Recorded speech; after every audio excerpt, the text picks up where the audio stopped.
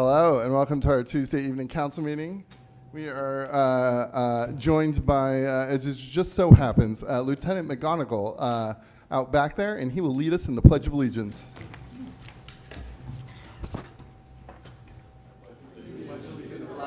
Of the United States of America, and to the republic for which it stands, one nation, under God, indivisible, with liberty and justice for all.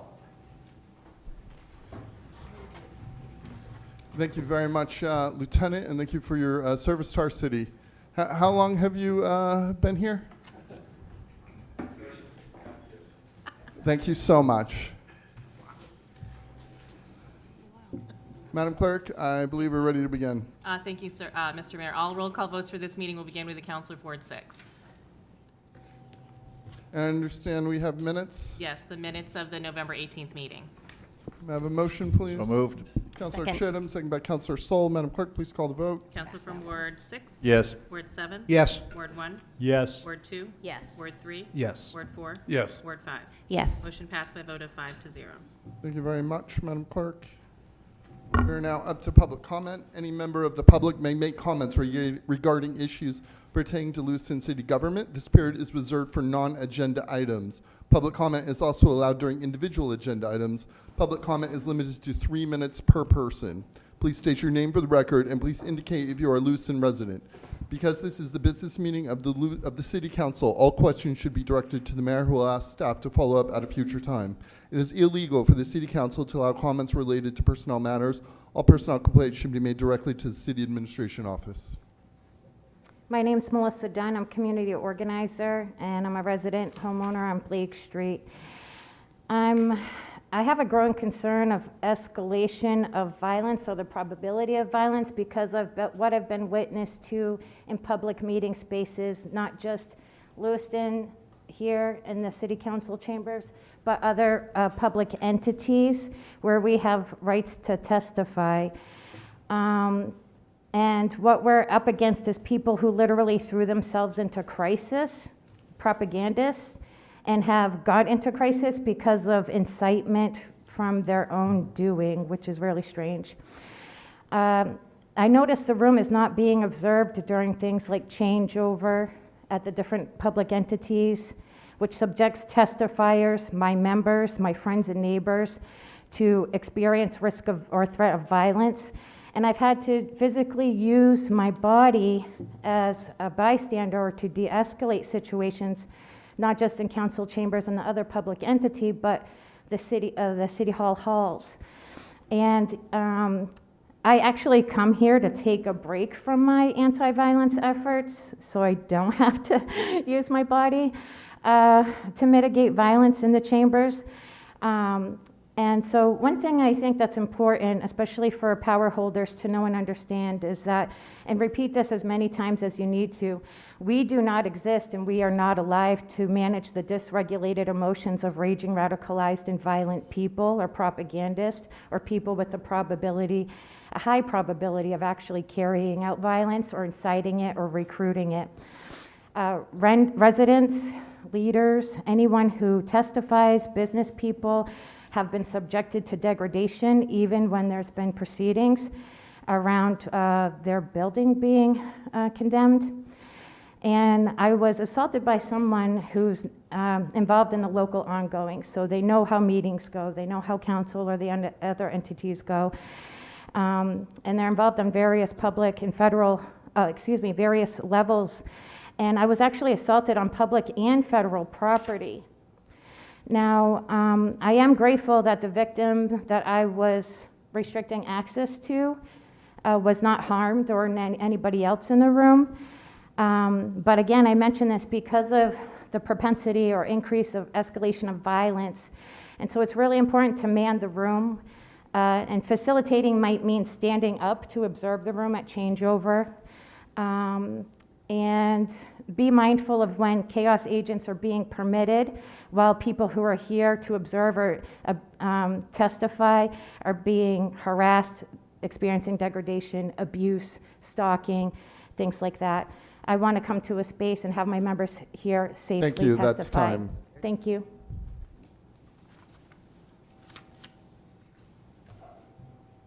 I like the view. Good evening, my name's Tim Gallant. I'm a Lewiston resident, Ward 7. I'm here to talk about the school board meeting that recently happened and my being upset with the situation, having watched it. My wife, as you may know, is a member of the school board. They held a vote to basically do an investigation to which our member, who I believe reports to us, not himself, he's elected. No, he was assigned that job, so we didn't have a chance to give an input. The same member was concerned about getting adequate information, and he decided to vote against getting information, so this person would not be investigated, which to me seems really foolish after all the amounts and times he complained that he wasn't getting information. According to Robert's Rules 45, Section 45.4, the two individuals who voted should have abstained because it was about them. It wasn't done properly, and I'm going to ask this committee when I sit back down for a motion to have our counselor go back and change his vote. He was at the ascending, which he has to do, so we can get a revote and done properly. I'm also going to ask that the superintendent of schools contact us. Could the audience members please be quiet? Thank you. Please be quiet. Please, thank you. Please stop. Kick her out. Please continue, sir. Thank you, Mr. Mayor. And so that we can get this thing resolved and looked into. I don't know if the individual is guilty or not guilty. Quite frankly, we need an investigation to know that information. There was an opportunity to get that information, and our council voted against it, which I'm ashamed of, being how we are looking for information on this particular item. So I'm going to request when I get up back to my seat this evening that we contact the superintendent and have him read Robert's Rules, that section I just talked about, so that he understands he had, as our mayor does, the presiding person to make a change so we can get an adequate vote done at the school committee. Thank you very much. Further public comment? Public comment is now closed. Administrator Kainrath, I understand we have a city administrator's report. Yes, thank you, Mr. Mayor. Appreciate it. First, as you may know, we are in the midst of a city revaluation process. We are anticipating some drastic changes and assessments with that process, this being our first citywide reval in about 30 years. So with that, we are working on additional public education materials, sessions, and future videos. I think it's going to be really important to get the word out of what's happening with this reval, why we're doing it, and what potentially is the impact to our residential taxpayers. So administration is working now with assessing on a full new campaign between now and when these new assessments come out in the springtime, just to get as much public information out there as possible. I think it's going to be critical in this process. We are going to be seeing some major changes. And again, we haven't done a citywide reval in approximately 30 years. So it's going to be a large impact to many of our citizens. So we're working on some more campaign materials just to educate the public of what's happening. I want to invite everyone to Holiday at the Plaza. It's happening this coming Saturday, December 6th, 12 to 5 p.m. Tree and menorah lighting will take place at exactly 4:17 p.m. I'd also like to thank our Public Works crew and everyone involved with procuring and installing the tree. Great work to them and all of the setup for this event. So thank you to Public Works, PD, and many others involved, communications, many others involved in setting up this event. We thank you. Some upcoming community events. Chief Conley and I will be hosting 2 public listening sessions for public input following the announcement of her appointment as chief. The first is going to be at Geiger School, December 10th, 5:30 to 7 p.m. The second is going to be at IFCA Community Services, 229 Lisbon Street, Suite B, on January 15th, also 5:30 to 7 p.m. Look forward to seeing members of the public there discussing their public safety concerns in the city with our new chief, Chief Conley. We've been getting a number of questions about this. Just to reiterate, parking meter removal is ongoing. The poles that are still up are coming down as we speak, slowly but surely. So that is ongoing, and the plan is to get all those remaining poles down in the near future. The public health position that we discussed at our last meeting, there's also been some media on this. I am working with our HR department on further research of similar positions in other communities. We've reached out to Portland, for example. We've reached out to Bangor and some other cities to get some example job descriptions as well as salary scales. So we'll be prepared with that to bring that back on our 12/16 agenda for further consideration. Lastly, a major goal and priority of city administration is ensuring we're promoting a positive work culture and a positive work atmosphere in City Hall and all city buildings, and of course looking to recruit, train, and retain the best workforce possible for the citizens of Lewiston. So we're trying to do a lot more as far as employee engagement, workplace culture.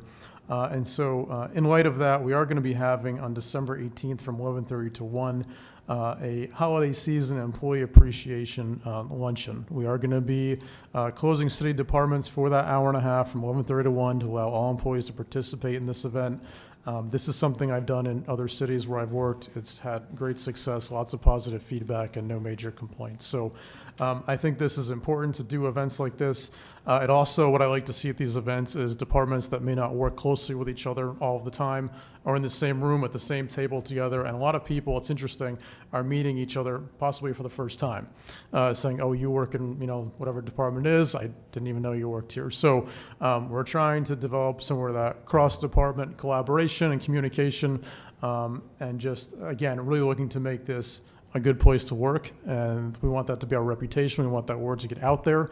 Municipal applicant pools are not the best they've ever been. It is a tight market, and we want to develop a good reputation for the city of Lewiston as a great place to work. So again, with all that, December 18th, 11:30 to 1, we're going to be having this employee appreciation event. Departments will be closed during those hours, so I just want to get that out now. We're going to be publicizing this over the next 2 or 3 weeks to make sure that gets out there, but it's important that we take care of our people, and we're going to be doing that. So that's all I have. Thank you. Administrator Kenrath, we appreciate your service to our city. Thank you. Madam Clerk, item number 1. Item number 1, order authorizing the city administrator to execute an extension of the purchase and sale agreement with Hebert Development for 55 Old Lisbon Road. Requested action to approve the order authorizing the city administrator to execute an extension of the purchase and sale agreement with Hebert Development for 55 Old Lisbon Road. So moved. Yes, Councilor Second. Chittum, followed by Councilor Gallant. Thank you very much, both of you, councilors. Director Libby, Tim Hebert, thank you so much for joining us. Please kick us off.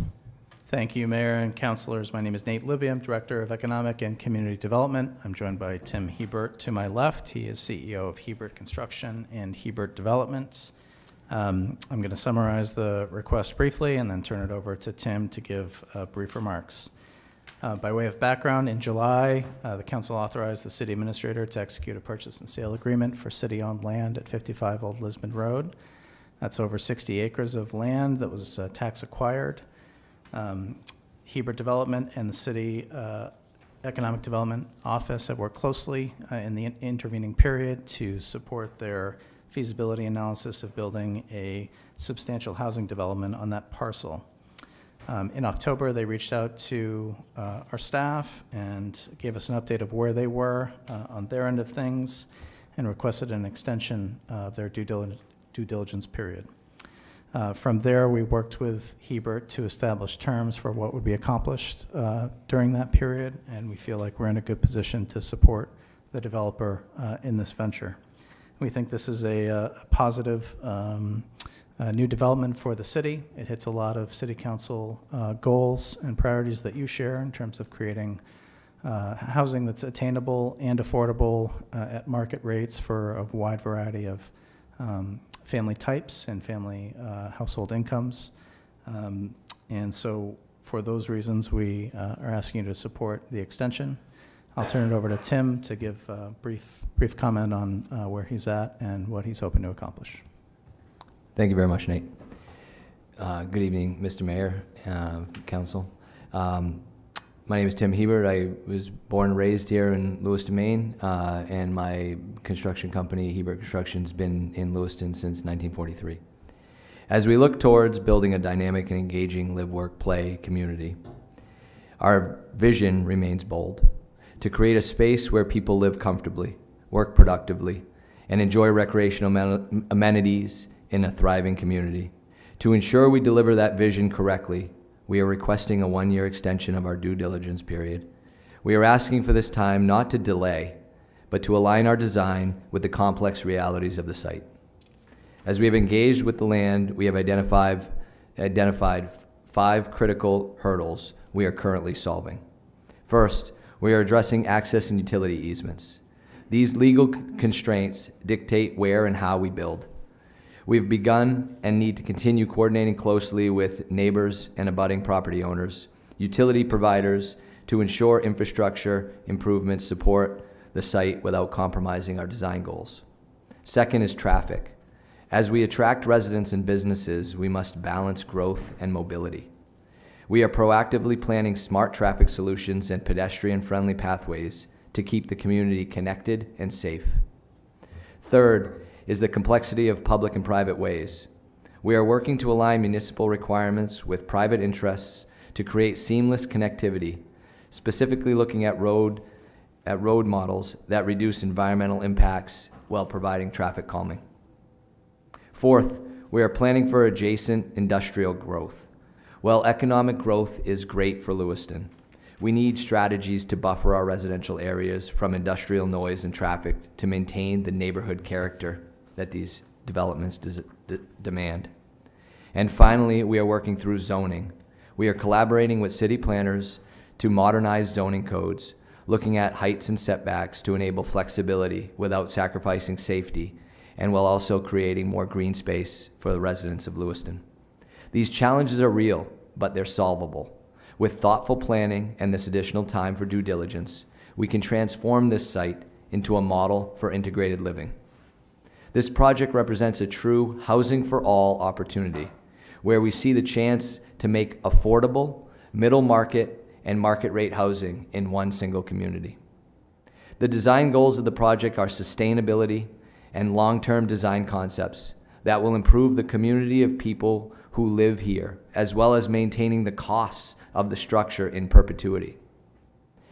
We would be reducing impervious surfaces and making the community a more walkable and pet-friendly, while saving and creating green space for all of Lewiston to use. These can only be achieved through an amendment in the contract zone. We will continue developing our approval process in conjunction with Nate and John and the rest of city staff over the coming weeks to incorporate specific dates into our contract. Thank you for your time. Thank you for the opportunity to be here tonight to ask for our extension, and thank you very much. Yes, thank you so much for being here. Questions, comments from the council? Councillor Chittum. Thank you, Mr. Mayor. Mr. Hebert, thank you very much for your due diligence, for looking at all of the aspects, realizing that it could not be accomplished within the time that was in the purchase and sale agreement. I'm particularly impressed by the fact that you're putting your own money into doing all these studies and evaluations, that you've given long-term thought, a lot of thought to the long-term future of this. I'm fully in favor of extending your purchase and sale agreement until November 26, 2026. Is that the correct date, Director Levy? November 14th, November 2026, with 2026. 30 days following that date to close. All right.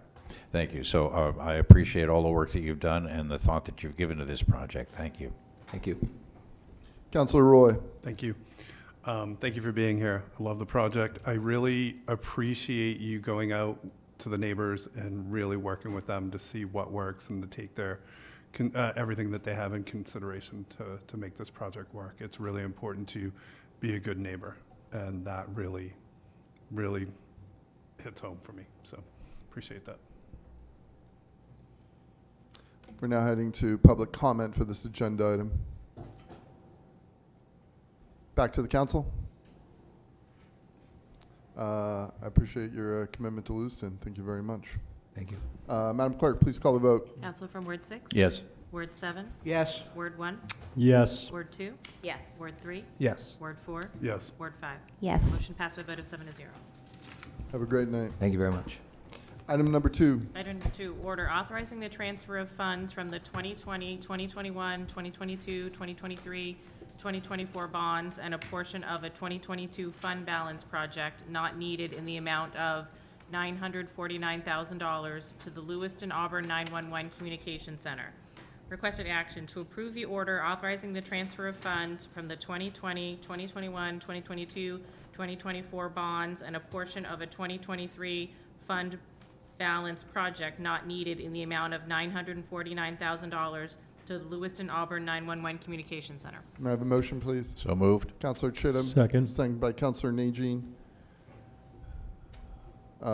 Yes, Director Roy, do you want to kick us off? So on November 20th, the 911 committee had a meeting and went over the cost. It's going to be a lot more than what we had originally thought of. So I went back, and due to the fact City of Auburn has already funded their portion, and we cannot wait to do this project, so we did not want to put it in the fiscal year 27 LCIP. So I went back and I looked at projects and interest of what we had, and came up with the 949 that would cover this project. And Director Hall is here to answer any of the questions that you may have on the project piece. Do you have anything you'd like to say, Director Hall, before we turn it over to the council? No, I think as far as the order itself, Director Roy covered it. We've been working for months with Allied Cook trying to nail down pricing for this project. Our initial estimates brought it around $2.7 million total. We're confident we'll get below that amount. I don't know exactly what amount, but we're still working to get to that number. Thank you. Question, yes, Counselor Harriman. Thank you. And this is still at the Auburn Hall location, correct? That is correct, yes. Thanks. Counselor Chittum. Yeah, I just want to say thank you to the 911 committee and the folks at 911. This is a necessary move. Currently housed at the Auburn Central Station. You will be evicted in June of 2026. So this has been a project that's a long time coming. I'm very pleased that it's not at 85 Park Street, because that puts 85 Park back on the tax rolls for the first time, I believe. So it's not back on the tax rolls, it's on the tax rolls. I'm fully in favor of this, Director Hall. Director Roy, thank you for finding the money. I know it's not an easy task, so I appreciate your efforts in that regard. Yes, Counselor Glant. This is more directed to Director Roy. I don't like not needed. I'd rather see it say not obligated, because I think we need all our money. It's just that, when I read that, I'm going like, we have money we don't need? So just verbiage, but I'm still going for it, but somehow that just doesn't rest well with me. Okay. Thank you, Counselor Gallant. Further questions, comments from the council? We're now heading to public comment for this agenda item. Back to the council. Madam Clerk, please call the vote. Counsel from Ward 6? Yes. Ward 7? Yes. Ward 1? Yes. Ward 2? Yes. Ward 3? Yes. Ward 4? Yes. Ward 5? Yes. Motion passed by a vote of 7-0. Thank you, Madam Clerk. I understand that at this point we're skipping item number 3. Right, we've been asked to just move that forward to the next council meeting on the 16th. Okay, do we need a vote for that, or? No, we'll just move it forward. All right, Yep. well, there we go. Thank you. Item number 4. Mr. Item- Mayor? Yes, Counselor. I would like to comment, if I may. This was scheduled well in advance. I know there's a snowstorm, but all of us have made it here. And I'm singularly disappointed that we're not getting an update on the Martell School. I know a lot of people have been very eager to have this move forward. Nothing is happening, and I think we need to ask Lewiston Housing to put their feet to the fire. So, my comments. Thank you, Counselor Chittum. And I understand that the director will be joining us at the next meeting, correct? Yes. Okay. Item number, yes, Counselor Gallant, did you have something? Yes, Mayor, thank you. I'll disagree with my fellow counselor. I'm here because I have to be. Anybody out in the roads tonight is foolish, and everybody here probably has to be. I don't think he considered himself a has-to-be to give a report, and quite frankly, I feel somewhat disgusted. We have no audience today because we're having a meeting. So nobody can comment on most of these items because we decided to have a meeting.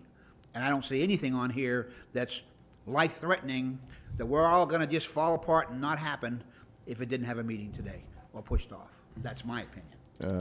Thank you, councilors. Unless there's a dying need to say more, Councilor Najin, did you have something? Just really quickly, does anyone, possibly a member of staff, have an update that they could provide for Martel, or does that need to come from LHA? Do you, okay, yeah, at this point, sorry, one second, councilors, thank you, Councilor Najin. Madam Clerk, at this point, maybe we're just, it looks like Director Libby has something to say. Maybe we're just gonna open this agenda item and then table it or something like that. What is your recommendation, Madam Clerk? It's just an update from the Housing Authority, so however you'd like to proceed. Yeah, okay. Is there? Yeah, okay, Director Libby, please, if you have something to say on Martel or any of the other properties. Just in response to Councilor Najin's question, and I spoke with LHA last week, they indicated that all of the financing was secured for the Martel School projects. They were in the process of acquiring bids from contractors.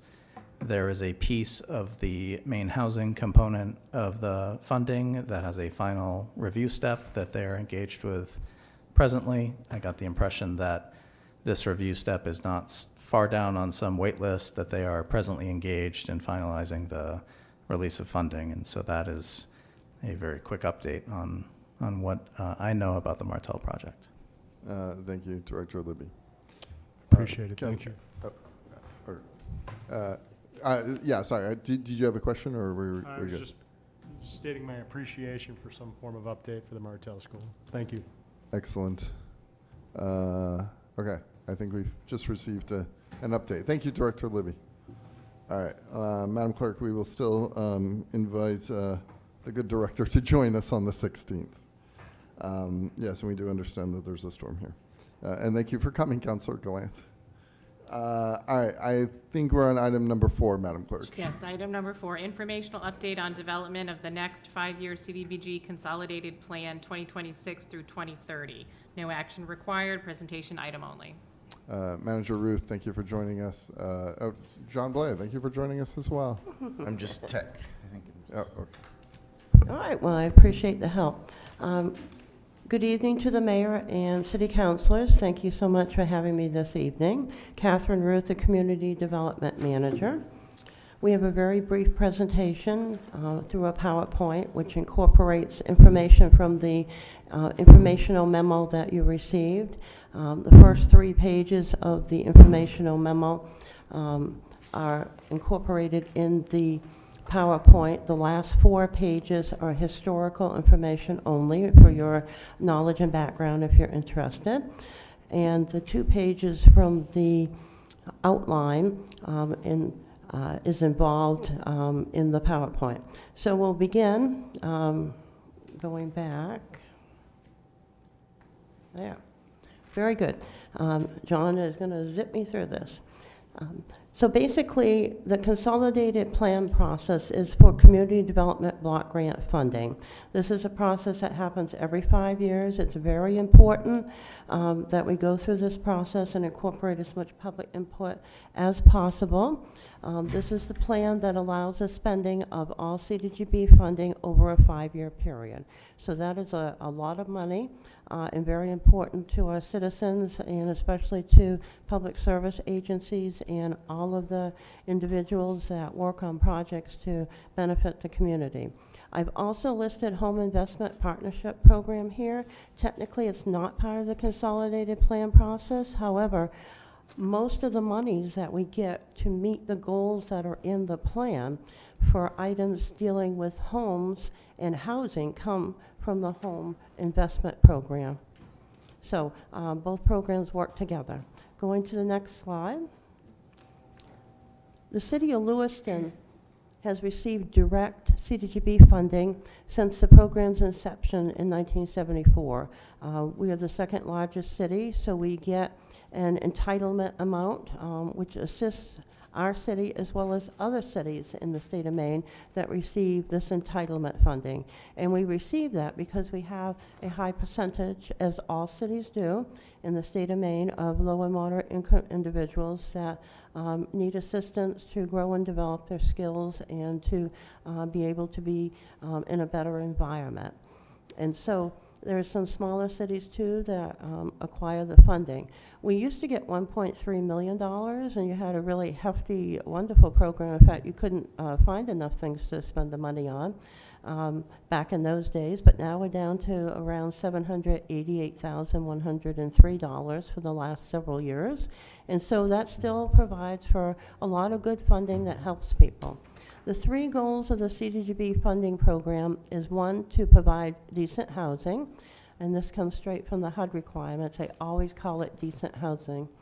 Provide a suitable living environment, and provide opportunities to expand economic opportunities. And all of these benefit low and moderate income. On to the next slide. Thank you. CDGB program. To be eligible for CDGB funding, a project must meet one of the national objectives, and there are three. All our programs will meet the first one, the benefit of low and moderate income individuals. Second is to aid in the prevention or elimination of slums or blight.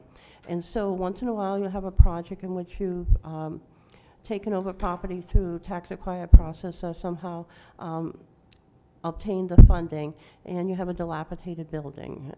It's dangerous. You want to take it down. You're able to utilize CDGB funding, as long as it's in the CON plan, to have Public Works or a private contractor take that property, the building down, and turn it into a park, turn it into a developable lot, recreation facilities, or for some other use, parking lot.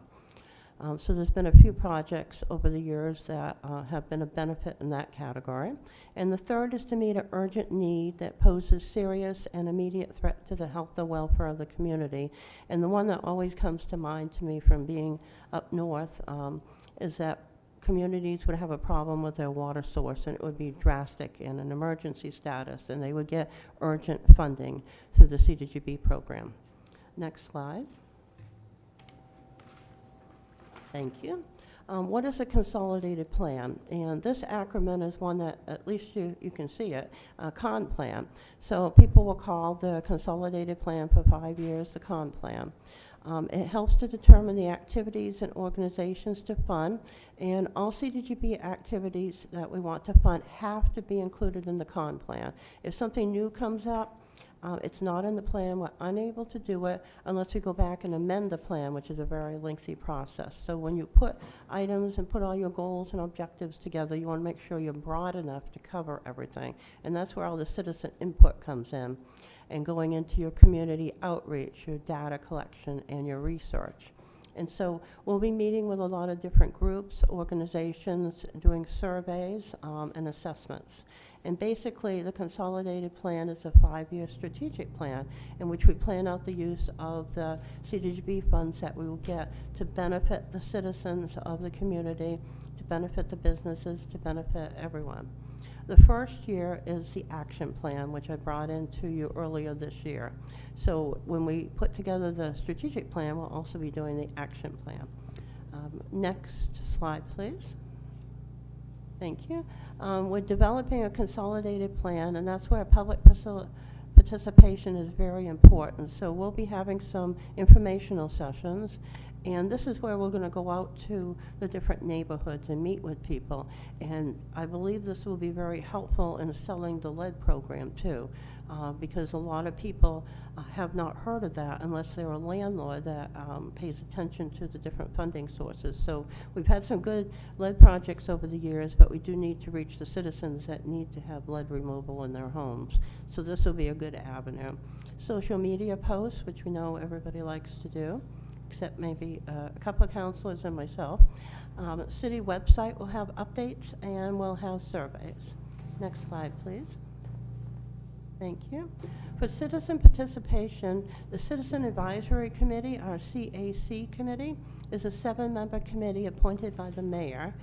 Consists of a city councilor, a representative of the homeless community, a representative of the immigrant community, 2 residents from within the CDGB target area, and 2 residents from the community at large.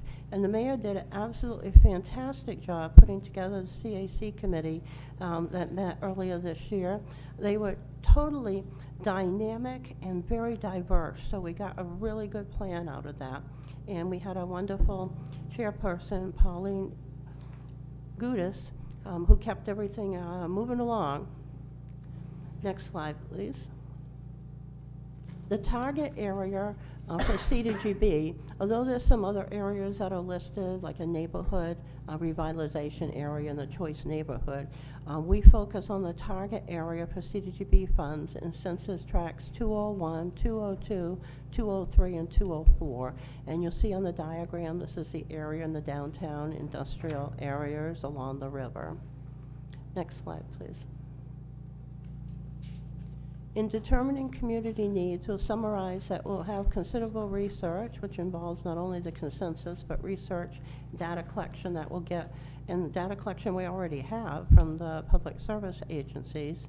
We'll be doing an assessment of housing and working with the housing committee that wants to do a survey of a variety of people, including the landlords, to make sure that safety program information gets out, and lead removal. So this is great. It'll all go together.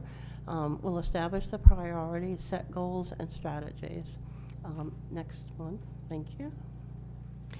Now we're switching over to the 2-page outline that you received for the areas of funding.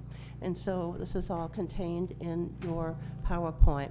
The first area is the public supportive services, and these are the programs to support meal delivery, such as Seniors Plus, the food banks,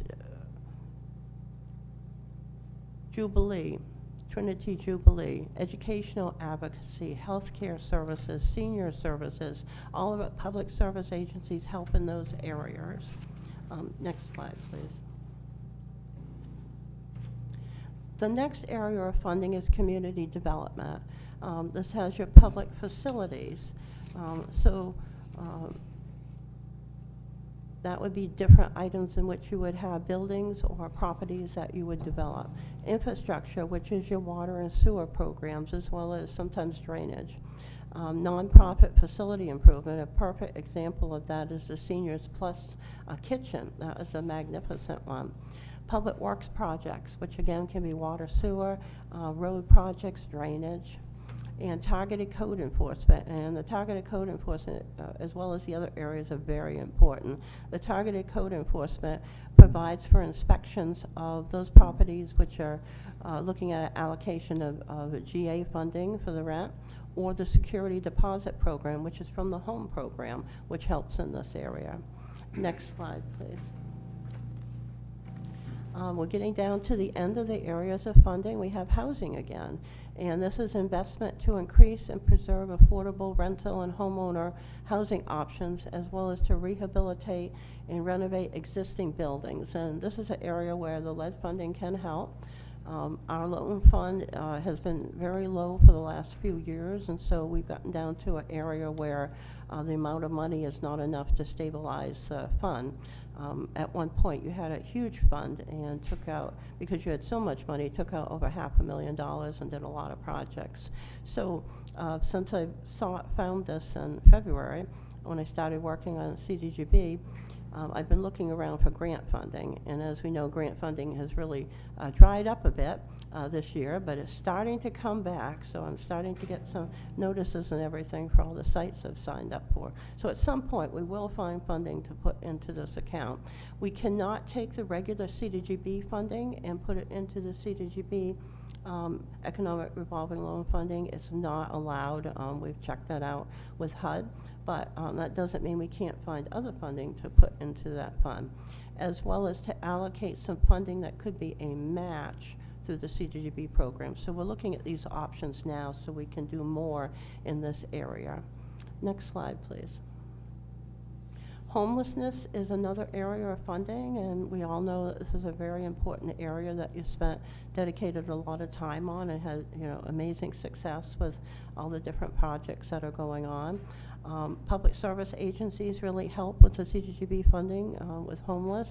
We're serving people experiencing homelessness or at risk of becoming homeless through several of the agencies providing counseling in emergency, transitional, and permanent assistance, housing and support services usually. Healthcare is listed, but we really haven't funded that area or had a project in that area.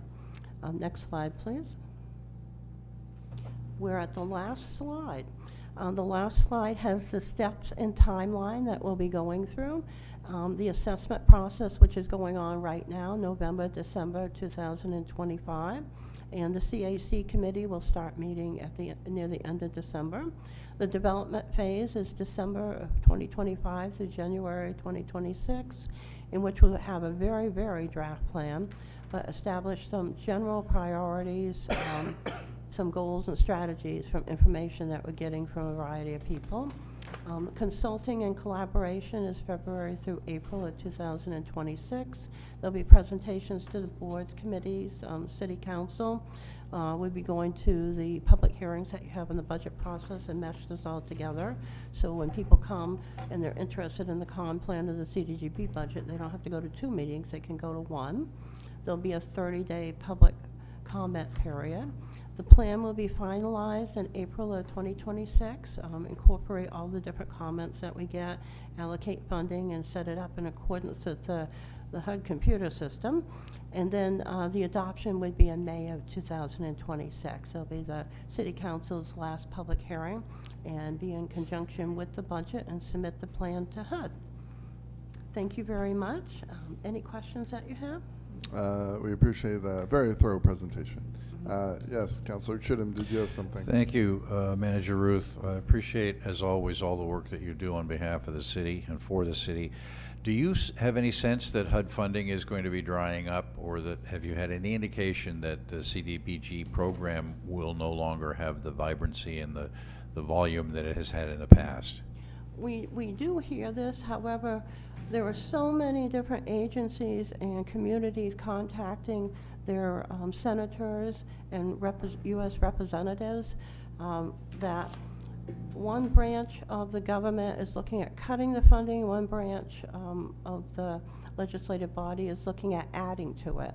And Home has the same issue. So we'll find out in the end, but if you think about this, if there isn't any CDGB funding, can you imagine what it will be like across the nation with all of the people that don't have services? They would come back pretty quickly, at least in some of the form. But right now, we've been told that the fight is on and that we will be funded. Okay, that is good news. And please refresh my memory from a granular standpoint. Is Home the program that is co-administered by Lewiston and Auburn, or is That it? would be correct, yes. the Okay, Home but program. not CDBG. We Correct. we do our own CDBG, but because of the administrative overhead, we rely on Auburn to take care of the Exactly, Home program. Exactly correct. Thank you. I did remember. You did Thank remember. you. Thank you so much. Yes, Councilor Najin. Manager Ruth, thank you very much for the presentation.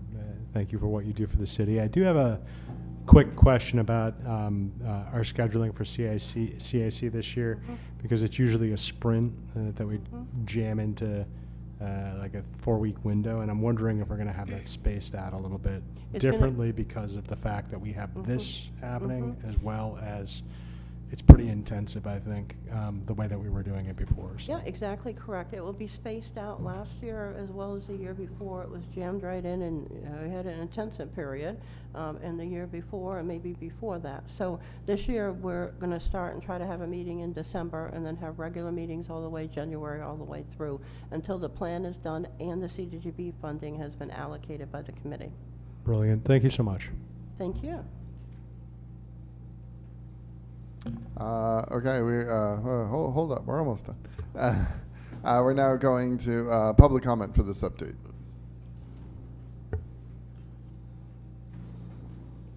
My name's Melissa Dunn. I'm a community organizer, resident homeowner on Blake Street.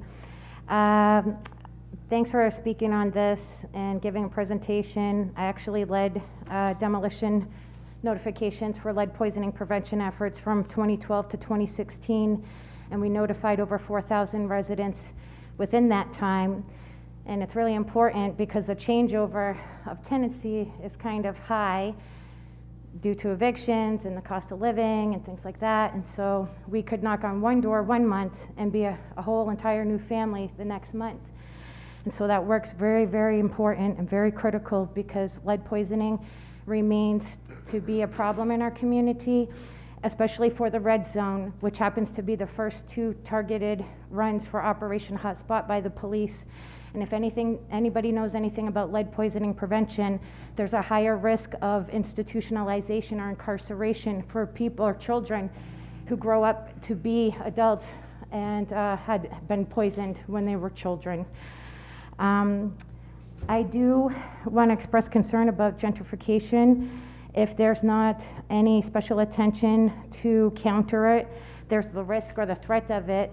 And usually with new housing, new initiatives, things like that, with the same old players, running landlord associations, believing that they can actually target a 30-building block to intentionally displace residents that they deem unsightly or problematic.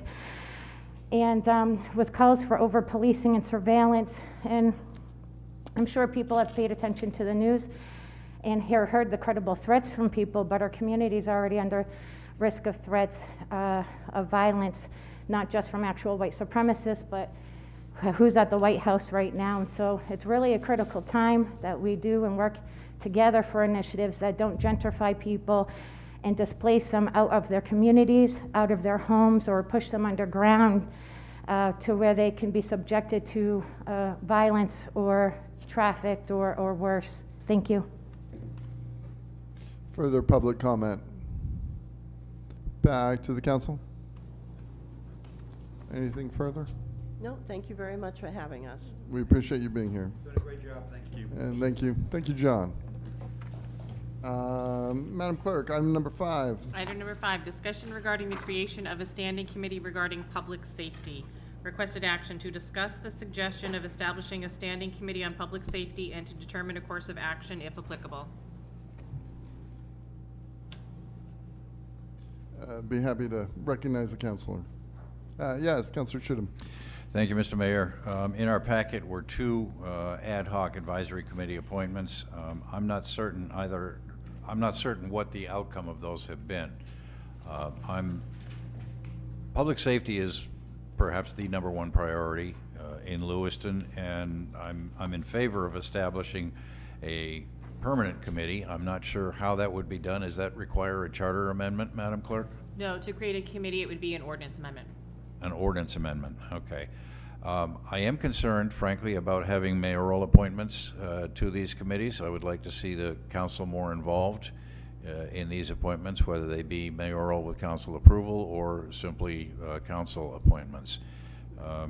We do have these 2 that have existed, and as I say, I'm not certain what the outcomes of those 2 public safety committees have been. So I'd like to see some thought given into the creation of these as standing committees or permanent committees, and require some sort of reporting requirement back to the council and to the public. Councilor Glant. Thank you, Mayor. I guess piggytailing on Councilor's question is, in the ordinance, can we dictate who gets to pick people? In other words, it's unlike the charter, where it says the mayor does A, B, C, and D. So when it comes to us as an ordinance, then we can say if it's a 7-man committee, we get to pick 4 and the mayor gets 3, and we can do some kind of system that way. Is that correct? Yes, typically in the ordinance language regarding different committees will define the duties of the committee, the makeup of the committee, the membership of the committee, reporting expectations, whatnot. We certainly, can provide the samples from the other committees that the city has, but all that structure would be defined in the ordinance, which of course is approved by the council. And do we currently have a public safety ordinance at all that we could work as a framework, or is this brand new? We don't have a public safety committee defined in the ordinances, no. Thank you. Sure. Councilor Harriman. Thank you. I'd also be in favor of establishing a standing committee. I know we have another agenda item coming up, but I think public safety and economic development have been identified as the 2 biggest issues facing Lewiston. And my frustration over these ad hoc committees has been they don't seem to have, it's nothing against the members. The members are committed and represent a lot of a lot of diverse viewpoints, but they don't seem to have the leadership and the drive behind it to really get something done. I was on the original Community Safety Committee, and it sort of just died out, and I decided I didn't want to be on it anymore because it wasn't really doing anything. So I would definitely, I mean, it was established originally in September of 2023, and I don't believe has produced any sort of report or anything like that. And we don't need another 2 years of stagnation on that topic. So I would also be very much in support. Councillor Najin. So really quickly, I had brought this up to have this added to the council agenda for the next meeting, and on the day of the administrator meeting, you had set up 2 new committees. That the original one was the Economic Development Committee you originally established in January of 2022. The Public Safety Committee, again, was September of 2023. The challenge that I see with any of the ad hoc committees as they are currently structured is, 1, the work that is actually being done and then presented to the public, and then 2, the importance of centering both the administrator's role and responsibility and feedback, as well as for economic development, it would be the economic development director. For the police department, it would be the police department, in helping to shape and create tools to better benefit. It's fine to have meetings, right? Like it's fine to have committees that meet on things and have conversations, but what we're trying to do, we pay our administrator a fair amount of money. It is his priority as well as our priority that public safety and economic development are 1 and 2 in our city. Creating a committee structure that allows some driving of the committee work by staff, I think, is incredibly important in all of this work. It's, we can name as many people from the community as we want and say bring them in, but have we asked staff what they need? And that's what we're trying to do, is provide supports around the work that they need to do. And so I strongly suggest that we hold a separate meeting, workshop-style meeting, to discuss how these committees would be formulated, and then move forward to establish these committees as council committees. Thank you. Further comments before I weigh in? Councilor Ehrman, yes, again. Yeah, I guess to add to my frustration was that 2 weeks ago, many councilors expressed a desire to create standing committees for these two ad hoc committees because they're 2 very important issues. And 1 week ago, which I just found out today because you didn't tell anybody, you just created 2 brand new ad hoc committees. So I don't really know what the intention was behind that, but it doesn't seem like it's actually going to move us forward and get anything done. And I also wonder if you even consulted with staff about those committees before creating brand new ones. Anybody else? Yes, back to you, Councilor Chittum. Absent a workshop, which I think is a good idea, I wonder if it would be appropriate to ask staff to prepare a draft ordinance so that the workshop would have at least some foundation to build on, pick apart, whatever. My experience with workshops with no agenda or no basis quickly denigrate into let's do this, let's do that, and we end up spending a lot of time spinning wheels. So if it's appropriate, I would ask that staff prepare a very draft ordinance outlining the duties, responsibilities of Public Safety Committee. Councilor Najin, back to you. Right. I think that's an excellent idea, because I think the driver, again, of the outcome is going to be staff. That's who we're paying to do this work, and we're trying to provide a support mechanism around it, and also a transparency piece to it, so that people can engage with both of these things. And I do just want to say that if it isn't sitting with council to establish these committees, then that means that my constituency has no say in anything that's happening in public safety unless they show up as a resident, in the same way with economic development. We're conduits for our representatives, for the people we represent. And so I think it's important that we're involved in that process. Councilor Gallant? I agree that we need to go forward with an ordinance, and I think there's probably other towns and places you guys can check into who have similar type things. And I think we need to be cautious about how we build it. You know, we have 7 wards, so you might want to have 7 or 8 people on there, and maybe somebody from public, you know. I mean, this one has 25 people. If you get 25 people together, nothing gets accomplished. Okay? You can't say hi to everybody in the first hour with 25 people. So, you know, we want to make sure we build something that we all know will work, and that kind of a process. And I think, you know, I have great faith in our city clerk and her team of finding some things, and the administrator, people who've done this already. There's no sense in trying to recreate the wheel. And it's an ordinance. If it doesn't work right in 6 months, we can modify it. And let's not take a year like it took us to get the needle thing done. So we get the people out there, and the administrator, city administrator, when he goes out there, can say, look, we're doing something. We're not doing something next December. We're doing something now. That'd be my thoughts. Councilor Sol?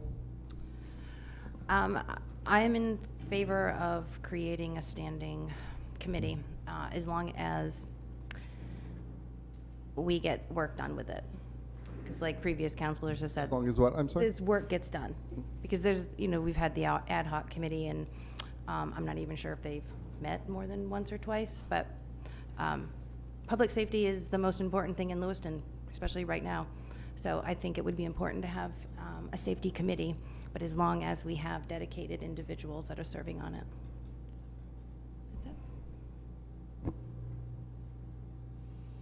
Oh, yes. Councilor Longchamps. So I'll just share, as I'm a part of the safety committee that was recently put together. Am I just speaking into the mic? And we have met twice this year, and in my opinion, accomplished nothing. That's it. Sorry, anybody else at this time? Councilor Chittum, did you raise your hand? Yes.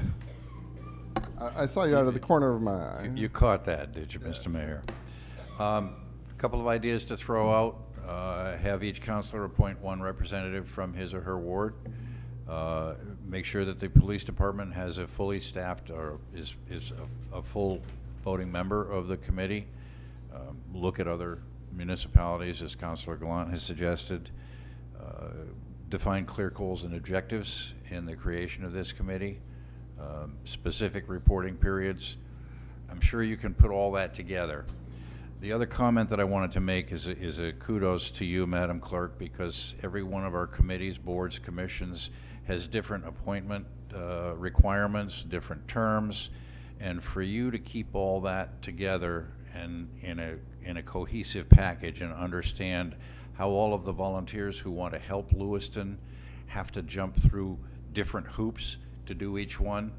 I admire your ability to do that, and anything you can do in this new ordinance to streamline that process and make it as consistent with other boards and commissions as possible would be a help to you as well.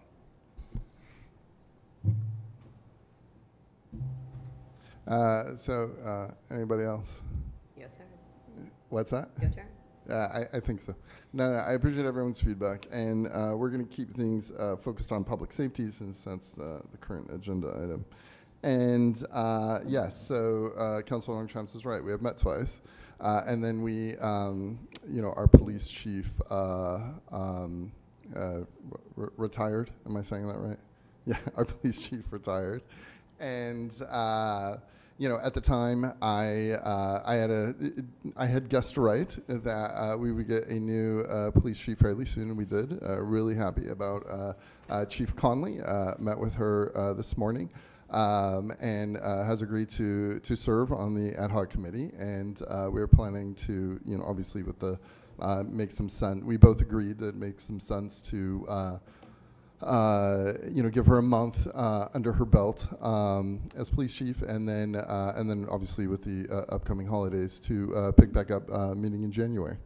And I think, I think in the future, standing committees make some sense, but I think we're on a good track with the current members for the current mayoral ad hoc committee on public safety. And there, unfortunately, Abdikadir Nagay, my co-chair, could not be here this evening, but he submitted public comment. And I encourage everyone to, if you haven't read it already, to look that over. I think I don't want to, I realize there's been some bumps in the road, and obviously as mayor, I'm willing to accept responsibility for that. I think we're heading in the right direction. Chief Conley is excited about her position. I'm excited about her position. I think there's room to move forward here. And what I would recommend is allow the committee to continue its work without disrupting things, and then take it as an agenda item for the committee to get everyone's input as to what a standing committee could be, and so on and so forth. That's what I have for now. Councillor Gallant. I'll be the stick in the mud. You had 25 people at every meeting? No, so Okay, wait, or okay, sorry, I'm sorry, not keep, no, I okay. apologize, keep going. Okay, so then you can send us all a list of the 25 so we can see if our wards are represented? I gotta assume you already created this list and you called everybody, correct? So could we get a copy of that in the email tomorrow so we can see who they are? And I would like to know who represents Ward 7 so I can talk to them. That's part of the problem with these ad hocs that are developed to put together, because they tend to be a group from one particular area that people assume is the only place is a problem. And I don't think that's fair to the rest of us, because I've seen ad hocs where Ward 7 hasn't been represented, quite frankly. We're the good old boys out there, and nobody wants to bother us and leave us alone, probably Ward 6 too.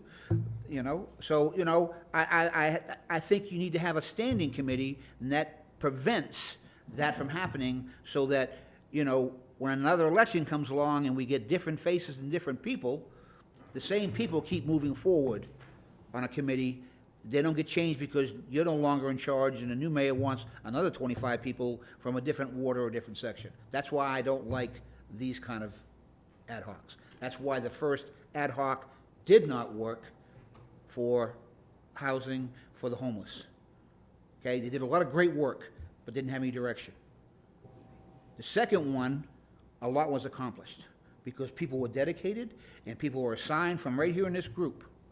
And I think it's extremely important to know that. It's not valuable to have a meeting, to get ready to have your next meeting. You gotta have a plan. Councillor Roy. Thank you. I would agree with Councillor Gallant on that, and I like the idea of slimming it down. 25 people is just way too much, right? Like Councillor Gallant said, you can't even introduce each other within an hour. I agree with that. The other thing is regular updates. Like, some of us have been on the committee and we haven't had updates. Like, nobody has heard anything about what's going on. We really need some set dates to, let the public be aware of what's going on. They really, it's a number one priority of everybody's safety. So I think, slimming it down, and I agree with Councillor Gallant also, is the fact that, we need people that are committed and not going to change from election to election to election. I think that's very important too, so. Councillor Najin. So again, my concept would be that the folks that have the most direct impact on public safety would have more feedback and say in setting up some of the committee pieces, which in my opinion would be the chief of police and the administrator, not the mayor. I also think that you're hearing from 7 councilors that they don't agree that the ad hoc committee structure has worked. And so, I just want to again reiterate that I had the opportunity to speak to Councillor Longchamps concerning the ad hoc committee establishment for public safety, and she informed me that she wasn't even notified that you put forward this new ad hoc committee, which indicates to me that possibly many of the people who are on this list were not contacted. And so, again, it's the seriousness in which this work needs to be done, and also the brevity in which this work needs to be done. And I feel that council committee under ordinance would be more effective. That's all. Thank you. Councillor Harriman. Thank you. I would agree with that, and also just point out that this committee was formed in was it September? Yeah, September of 2023. So over 2 years ago. It fizzled out once and was reformed again, and it has fizzled out again. I don't think there's any other option we have but to create a standing committee so that it really has the structure and the leadership that it needs. And I also want to make clear that it's nothing against any of the members of the committee. When I served on it originally, all the members were very dedicated. It was just lacking the leadership and the structure. Councillor Roy. Thank you. And a point to that would be, since 2023, how many updates have we had? I mean, I haven't heard any, so. Councillor Longchamps. You kind of keep looking at me, but we haven't had any meetings to give an update, so. No, and it wasn't anything about you, but I know you were on it, so I want to give you the kudos for that, so. It was. Councillors, did you have anything else, Councillor Longchamp? No. Thank you. Councillor Roy, did you have anything else? No, I was just looking at approval for you to say, yes, you're right. Mr. Mayor. Administrator Kainrath. Thank you. Just a kind of a point of logistics. So we do technically have, Mayor Shaleen has renewed or reappointed this committee. We do have technically an active mayoral ad hoc committee on this topic. We do have city staff that are dedicated to staffing this committee. I guess I'm just hoping we don't have two committees on the same topic operating in parallel tracks, that city staff are then having to staff both of these committees, and they're sort of competing committees. We're playing this sort of game of chicken between the council and the mayor. So just an observation that we do have staff that are committed to these. I won't speak on the next agenda item, but on this particular committee, we do have staff from the PD and otherwise that are committed to this committee. So we would have to figure out, I guess, just how all this is going to work. We're happy to draft up an ordinance for consideration and a workshop, but I think we do need to have a larger discussion here with this group of how are we going to do this? Are we going to have one committee? Are we going to have two committees? Because by charter, the mayor does have the authority to create ad hoc mayoral committees that can exist. So I think we need to have just some more discussion on that topic to make sure we don't have two committees on the same subject occupying our time, operating staff resources, et cetera. Yeah, and I'll address a couple points here. So the new order establishing mayoral committees, that's simply a housekeeping procedure. You had mentioned at the last meeting that there was some paperwork that needed to be done. So I, I crossed the T's and dotted the I's. And then, but yeah, so the committee members are still the same. Councillor Gallant. Thank you, Mayor. City Administrator, I hear what you're saying, and I would like to think that with your knowledge base and as smart as the people who sit up here, that when the ordinance is done, the mayor could pull his. That would be the solution, and you wouldn't have to do both. And we would hope that if it's active and it takes us 4 or 5 months to get the job done, that some of those individuals will be some of the individuals standing up on the new committee based on possibly the mayor and his council on who they'd like to see up there. And again, without seeing the list of who's on there, and I know we're very much into public safety, but if you took a shotgun of Lewiston, I'd be happy. But I think you're pointing a pistol in one area, and all the friends and buddies, everybody, and that's who's on that committee. And they're not interested in Lewiston as a whole. They're interested in their own little personal stuff. And I disagree with that. That's what committees are designed to look at the whole city, not a piece, not a portion. And that's why I don't like ad hocs. And that's what happened again when we did our first go-around with the homeless situation. Thank you, Councilor Gallant. And I'll double check the website to make sure that it's accurate.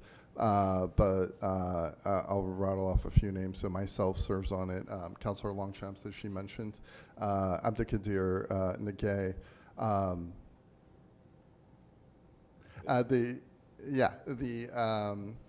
Our DA, Neil McLean, serves on it. Kathy McDonald, Shukri Abdirahman. That's who I can remember off the top of my head. And at the time, it was Chief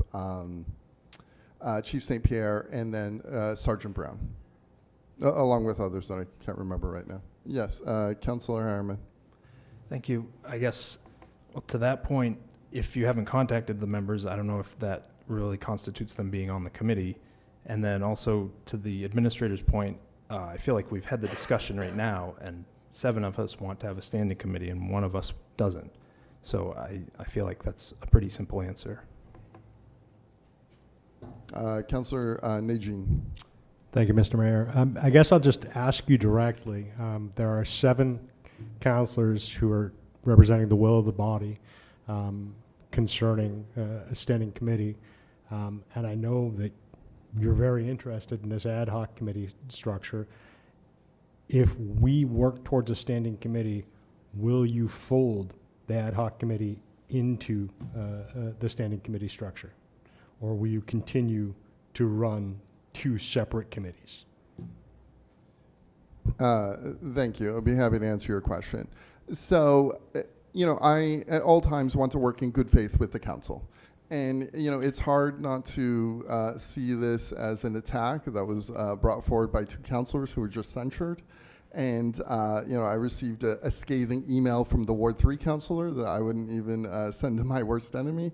But yes, if the council wants to work in good faith, I would simply ask that which I've already asked, that the council be allowed to continue the momentum that we've built. An ordinance would, just to clarify, Madam Clerk, an ordinance, we would need what, multiple readings and 60 days past that?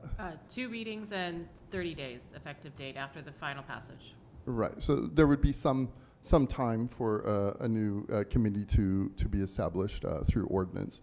So, yeah, I mean, I would respectfully ask that the committee be, supported. I realize it's a mayoral ad hoc committee, but the committee be supported by the council. And then, yes, I do think, if you're asking me, do we, this committee was always meant to be finite, for sure, and obviously can only exist through a mayoral order. But do we, in the future, absolutely need a standing committee on public safety? For sure. I absolutely agree with that. Councilor Longchamps. And then after that, we will go to public comment, should there be any. So are you agreeing to, if we have a standing committee, that you will pull the other committee? We're not going to have 2.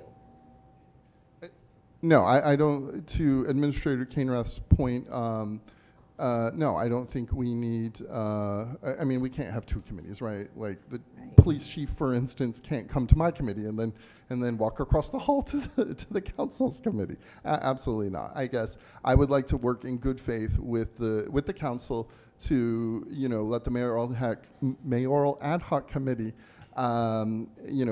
continue with its mission, and then, yes, work towards a standing committee that works for everybody. Thank you. We are now heading to public comment for this agenda item.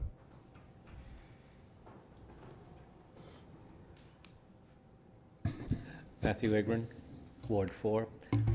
A permanent committee on public safety is something we've needed now for 2 years. The ad hoc committees have not worked at all. The only ad hoc committee that I've seen that has actually produced any good results is the second homeless committee, which has actually brought to the Lewiston a permanent homeless shelter. Whether you like the idea or not, it actually accomplished its mission. But there are also some other people who should be on this public safety committee. The fire department. because not everything is a police response. You have fire, you have medical. If we get a public health officer, they should be tasked into this. Because what if there's there's an AIDS crisis now in Portland? What if we have one here? Everyone needs to know how to respond to it. You know, there are things that this committee needs to be set up to handle. Some of it can be handled in-house. Public doesn't need to know how it's being handled, but other parts need to be out there with, and it's public safety for the entire city of Lewiston. It's public safety for people who live out on Old Pond Road. It's public safety for people who live here on Lisbon Street. It's the whole city. We all want to be safe. We all want to have this place safe, secure. I don't want it to be, oh, we're going to focus on just this little part of town where, let's say, the majority of our shootings have taken place. Well, there's nothing to stop that tomorrow it's going to be out in Ward 7 or Ward 6. We need to be able to, the community needs to be able to focus, and it also needs to be able to take ideas from people who aren't law enforcement, fire rescue. People who have their own independent thought process, can bring up ideas that maybe didn't get considered before. So I think this is a great standing committee, and I think what should happen is when the standing committee is ready, we fill out applications just like we do for any other committee, and we fold the current ad hoc committee. If the members wish to continue, they file an application and we fold it up right then. I suggested this 2 years ago with the, well, a year ago with the homeless committee when we reauthorized it, that it becomes a standing committee. The decision was to reauthorize it for another year, and then it will expire next week. So that's my thoughts. Have a good evening.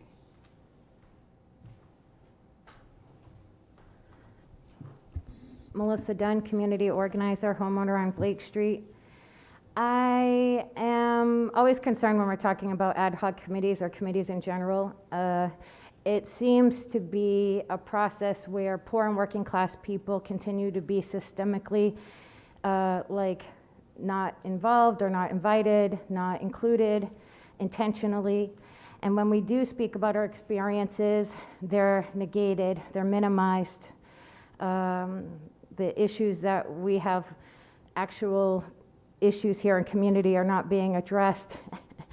So it makes a symptom of what people see as public safety, even public health, as being the issue, and it's not the roots, it's not the issue, it's not going to be addressed. And so it's really important for people to really think about inclusivity and what it may mean for participation of like youth voices or people who are disabled, people, you know, like Matt said, EMTs. EMTs are actually part of the abolitionist framework to have them respond to crisis calls, actually. EMTs showed up to a call where I was threatened to be killed with an AR-15, and his mother and the animals and his bandmates in detail.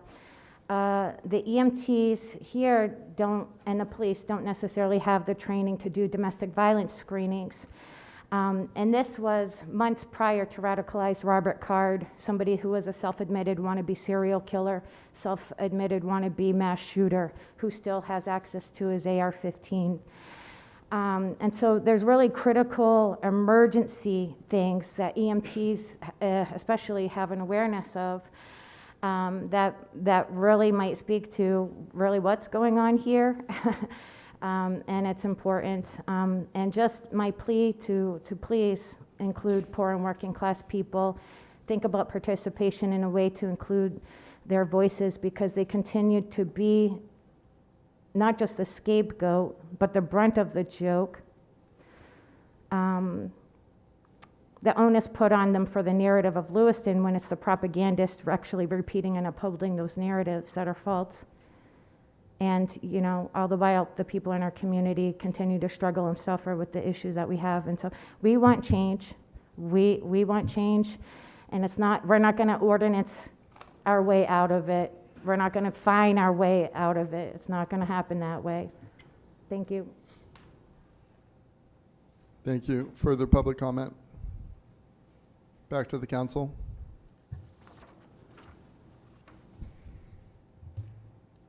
Councilor Harriman. Thank you.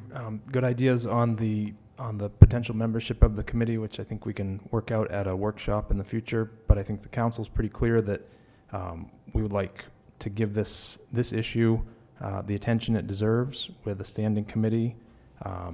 This ad hoc committee has been in various forms for over 2 years and has not accomplished very much. So I really don't think there's much momentum to build on, and it would make the most sense to just create a standing committee. Many of the current members may continue on with that committee, but I think it needs that structure and leadership.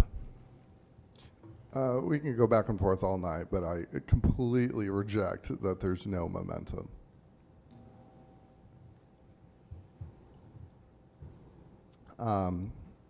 Yes, Councilor Najin. Yeah, I thank you, Mr. Mayor. I just want to clarify that for myself personally, it's not an attack on you in any way, shape, or form. But my concern here is that there's no representation for my constituency for the concerns that they have with public safety. And I think that we established that through a process where the council has some feedback, and they're also able to be involved in the process of filling out the committee, so that when I'm asked by my neighbors, what's going on with this, what's going on with that, I have somebody I can contact directly. That's all. Anything further, councilors, before we, Councilor Chittum, yes. Yeah, thank you, Mr. Mayor. This process is going to take us 6 months. By the time an ordinance is drafted, discussed, adopted, and becomes effective. I see no reason that the ad hoc committee should cease its efforts during that 6-month period, but I would hope that the ordinance would have some sort of transitional clause. I realize there's a charter issue to be dealt with, but I take the mayor at his word. He's generally been good for that. That he will work in good faith with the council to transition the ad hoc committee into a permanent committee when the time comes. But in the meantime, for the first 6 months of the year, remember, folks, we're going to be dealing with capital improvement plans and budgets, and we've all expressed that we don't like leaving here at midnight. So this ordinance will take a while to come to fruition.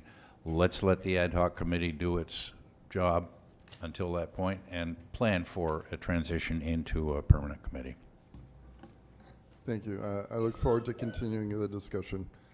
Yes, Councilor Harriman, anything further? So could we ask staff to begin drafting an ordinance for such a committee and to come back at one of our next upcoming meetings? Yes, we'll get on that. All right, thank you. Thank you, councilors. Thank you, members of the public.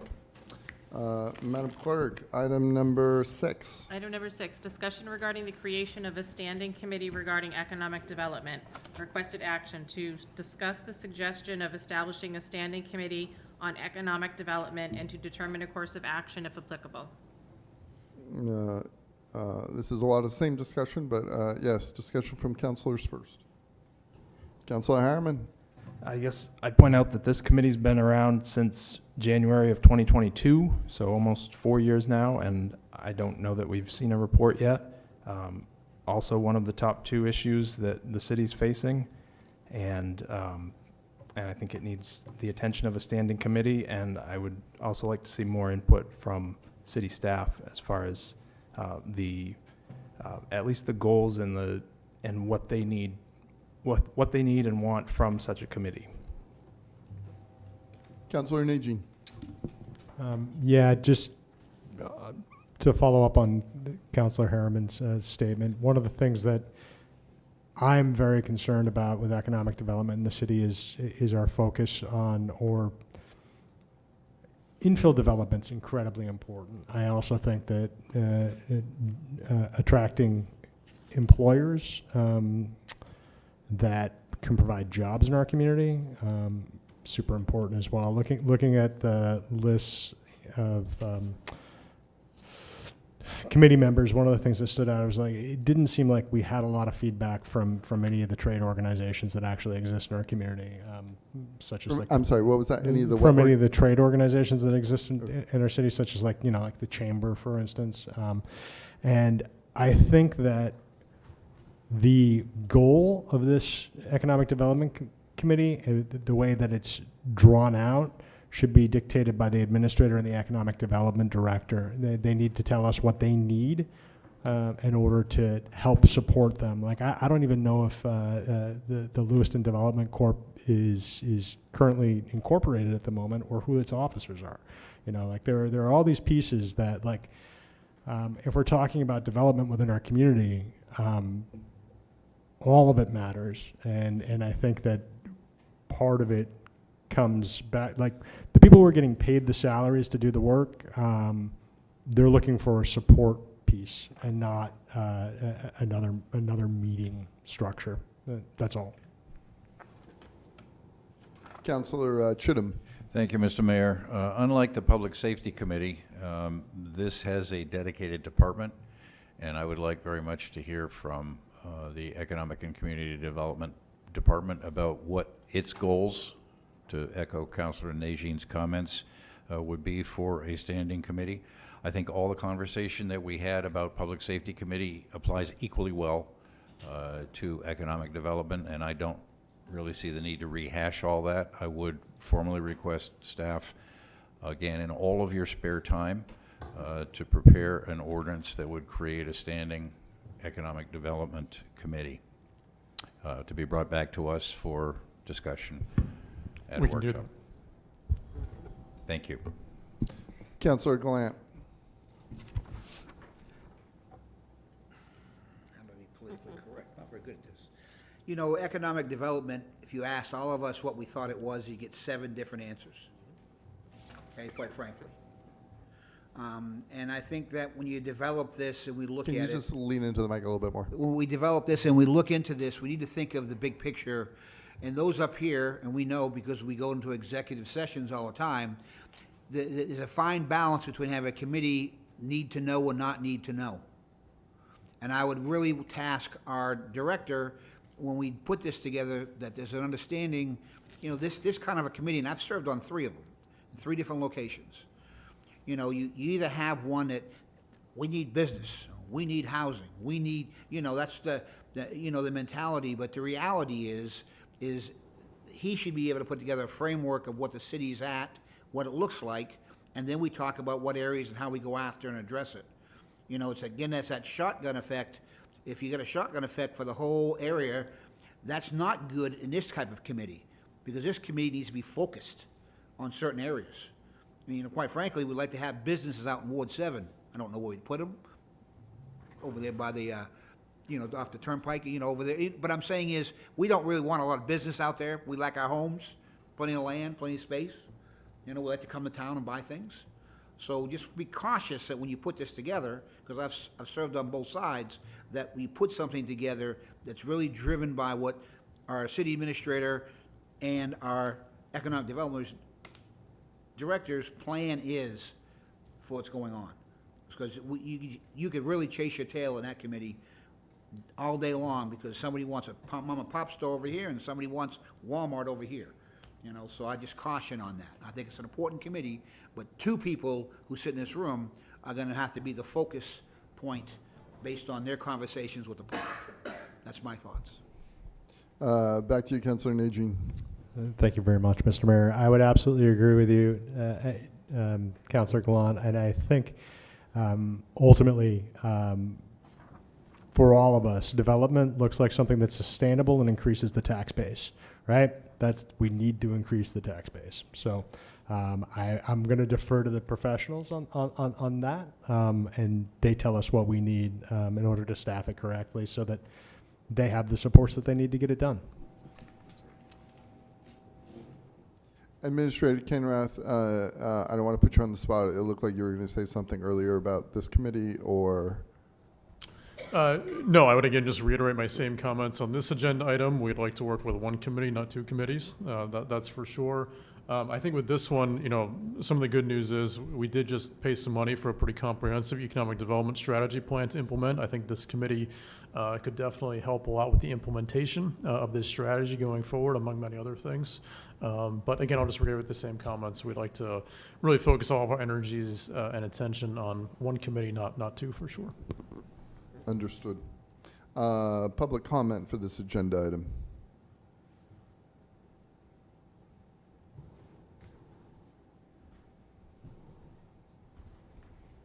Yes, good evening. My name is Mark Lee, and I'm a resident of 30-plus years here in Lewiston, and served as the co-chair of the Mayoral's Ad Hoc Economic Development Committee. And I sent some comments earlier, just for some context about what the committee has done since its inception in 2022.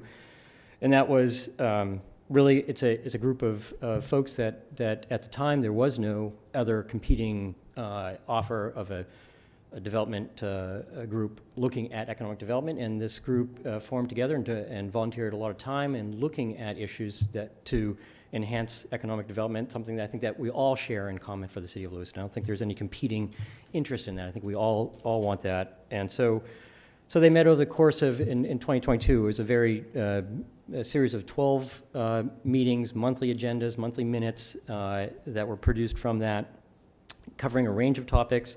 That I think your point of how would we all define important ingredients to economic development. So we looked at the city's image, commercial real estate, housing, education, arts and culture, recreation, workforce development, and each of those we brought in outside interests and stakeholders to give us a sense of what opportunities might exist. So it was broad-based. And it had a very specific start and stop time for that. Then we had a sort of change in administration at the city level. We started to reconstitute the interest in the development of the group. Most recently, this year, met with Nathan Libby, met with the administrator to restart this, first meeting was in August, and the intent this time is to be more specific in our targeted focus of what we might be looking at. But I guess I'm not here to represent a particular side. I think, again, we all share an interest in economic development for the city and that we all love. So the sort of last line of my comments to all of you was perhaps the consideration for a standing committee could be taken upon completion of the current cycle of meetings, which in some ways maybe aligns with some of the sentiment that's been shared. So that's what I have. Thank you. Further public comment. Mark Lee has done yeoman's work on the committee, and I deeply appreciate your service, Mark. Thank you so much. And thank you for everything you've done for Lewiston. Councillor Najin, yes. I just wanted to reiterate, anybody who has volunteered for any of the mayoral ad hoc committees, we greatly appreciate your efforts and work, for sure. Unfortunately, there is a process in which we don't always know what is happening, and I think that's part of the challenge. And so, because these are topics that, looking at just understanding what our inventories are in the city. That's like one of the most crucial functions for economic development right now. Like, how do we support that? I don't know if that comes from economic development asking us to have that be a focus for the committee. But again, I believe that the direction should be coming from the administrator and the economic development director in order to supplement their work and not just exist. That's all. No, I agree that we certainly need input from economic development and administration.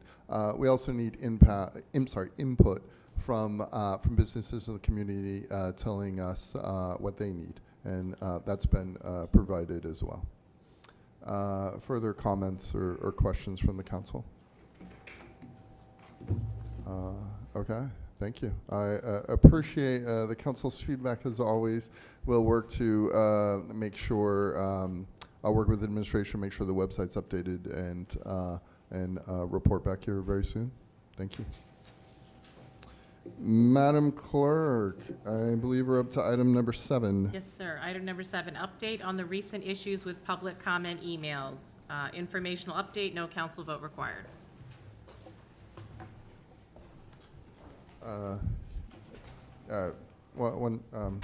Yes, Councilor Gallant, how can we help you? Thank you, Mayor. I'd just like a show of hands from the council who's had problems with public email problems. Hold on, before we start doing votes that I should really be in charge of, I appreciate that. Let's hear an update from IT, and then we can go from there. Director Starr, please kick us off. On November 13th. Please both introduce yourselves and your titles. I'm Craig Starr, the IT Director for the City of Lewiston. Maurice Pelletier, I'm the Systems Administrator. So on November 13th, we were alerted by Can one you of the just move your counselors- mic a little closer to you? We were alerted by one of the counselors that they did not receive an email that was sent to public comment by one of their constituents. So upon investigation, we've determined that there was an issue with the distribution group email itself. Public comment is a distribution group which contains all of the members of the council and the administrator and a few other people. And within that group, all of the council members were referred to as the 2024 elected officials, which is another distribution group. So it's a stacked group. And we determined that there was an issue with that group sending email to the second group that was nested within inside of it. So we have since deleted both groups, rebuilt them with all individual users, and we're in the process of testing to make sure everybody's getting those emails. I sent out an email yesterday, and I think I received 4 responses out of the 12 assignees, so I'm still not sure if everybody's receiving the email or not, because I did not get a response from everybody whether they received that email or not. So we're in the process of testing, and I can give you any other information you'd like to have. I mean, the nested groups we've had problems with, so we started deleting those and rebuilding groups with just individual users instead. Thank you for that update. Back to you. Did you have anything further, Councilor Gallant? Yes, thank you, Mayor. I did not respond. I did get it. I didn't read in it where it said respond. It just said you were sending it out, and I assume that's good. You sent it out. So if it had said, please respond, I would have responded. So I did get it. No problem. That's good to know. And I'm also guilty of that. I didn't. okay. Well, okay. Sorry, are you good, Councilor Gallant? I just want to say that, I got it, but it didn't say do anything. So Okay, all right. Councilor Harriman.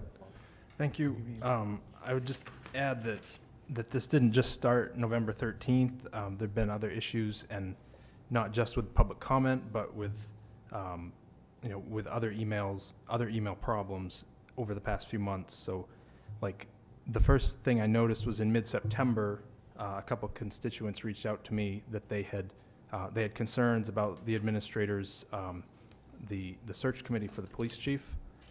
And they noted that they had sent comments to public comment, and I hadn't received them, so I reached out to administration about it. They were able to produce one of the emails. I reached back out, said there's another one. I had to give them the date and time. They eventually produced the other one. So these issues have been going on for a little while, and I'm trying to figure out if it's, like, is it somebody gatekeeping information, or is it a systems problem, or is it a combination of the two? Another thing was on the 18th of last month, November 18th, administration sent an email apparently to counselors about the police department's AI cameras, about the draft policy they had. I never received it. I don't know if other people did, but I didn't receive it until it was sent again on November 27th.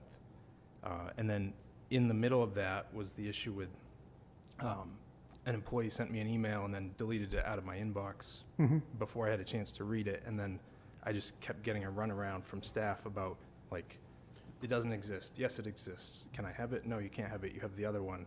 And then they finally produced it. Right, So I it think was he like- explained that. It's just One kinda- second, sorry, I'll let Counselor, No, sorry about thank you. I'm just going to let Counselor Harriman finish. So I'm just trying to figure out what's the cause of all these separate but related issues, and yeah, how can we make sure that our email system actually works and we're getting information, getting communication from our constituents? The email that was sent to you. Sorry, one second. Anything further, Counselor Harriman? No. Okay. Yes, Director Starr, please. There was an email sent to you that was recalled by an employee because it was not a complete email. So they recalled that. That is a function of our email system. They can recall an email if they send it and it's not complete. So he completed the email, resent it, and I believe we provided all of the emails that were part of that chain in the process. Well, you said that he recalled it because it wasn't complete, but then you said that the second copy that he sent later was the exact same thing, and that was part of the issue. So, you know, if it wasn't complete, why did he recall it if he sent the same exact thing later? I It's resent it's it. just, it's very fishy. Counselor, one second. Counselor Harriman, do you have anything further? I just asked a question. Yeah, okay. Well, I will let staff finish before anyone else jumps in. Thank you. Please continue, staff. Go ahead, you were going to say something? That staff member had stated that he wanted to check in with LPD to verify some data. So it was retracted to make sure that the data was correct. Found out hours later that it was correct, so we resent it, or sent it again. And so the content body was identical. Of course, it's going to have a different timestamp because he sent a new one, or resent a new one. Yeah, and so when- that was his choice because he decided he didn't want to mislead anyone on the council. And when we were questioned about that, I went to his actual machine into his sent folder and sent you the exact mail. That's why it was the same wording. It was the mail that he had sent and retracted, sent again. And then Any? One second, Counselor. You have not been recognized. Anything further? No. Okay. Counselor Harriman, back to you. And I guess then also the email that was sent to us by administration on November 18th that then we never received, or I never received, and then was resent on the 27th of November. I believe that was still in the time that we were discovering what was going on with the 2024 group and trying to find out what mail flow was happening or not happening. So that was during a time period where things behind the scenes by myself and Craig were being managed and tinkered with to find out where the message flow was going. So there was that window of time that at least 4 days, 5 days, that guaranteed things were really bumpy. And that's why they had to send. If it you a could later just date. move the mic closer to you Oh, for our friends sorry. at home. Thank you. So, I mean, that's where there was that window of time where you didn't get, or couldn't probably miss out on some items. We discovered through a syncing issue that the cloud version of 365 decided to create two groups, one with a number sequence on the back. Don't know why. I don't think Bill Gates is ever going to answer me. You know, it's one of those real things. You know, it comes up, and I'm glad we found it quickly and not, months later. So that did work out. You know, it's one of those deals where, And with these services being cloud hosted, they're not as quick to update as they would be with our on-premise server that we used to have that got depreciated, so we can no longer use that and meet compliance. So, Did you have anything further, Counselor Harriman? Yeah, I guess, so how can I be sure that I have received all the emails that were sent to me? Because, with that second issue, that wasn't a public comment issue. Correct. And with the public comment issue, we had this many emails that just never came through until I asked about it. And I said, why haven't we been receiving any emails from public comment? So how do I know that I have received all of the ones that have been sent to me? I am now checking every morning at 8 o'clock. I have a calendar reminder to go look at that email address to see if anything was not delivered, so I can manually release those and deliver those. That's part of our process to try to correct this issue. Okay. Anything further, Counselor Harriman? Nope. Counselor Chittum, yes. Thank you, Mr. Mayor. Director Starr, as a result of your 8 o'clock routine now, have you discovered that there are still ongoing problems with the email server? I haven't seen any that, since I've been looking this week, no. So can you give the council any assurance that the problem is behind us, or that's 80% solved, or is there a way that you can reassure us that the email service that we rely on is as robust as we can make it? The best way is with the testing that we've started doing this week. I'll send out a few more emails over the next couple of weeks just to make sure we get responses and that everybody's receiving those emails. Okay, thank you. And if everyone would reply to them, that would That's fill helpful. in your That's data very bank. helpful, yes. Right. I mailed a letter 4 years ago. I don't know that it ever got there, so it would be nice. I had one other thought, but I'll yield the floor to anyone else who wants to speak until I recall it. Thank you. Mr. Mayor. Yes, Administrator. Thank you. I just also want to say it's critically important that both the public and the council have full confidence that emails, when they're sent, are being received.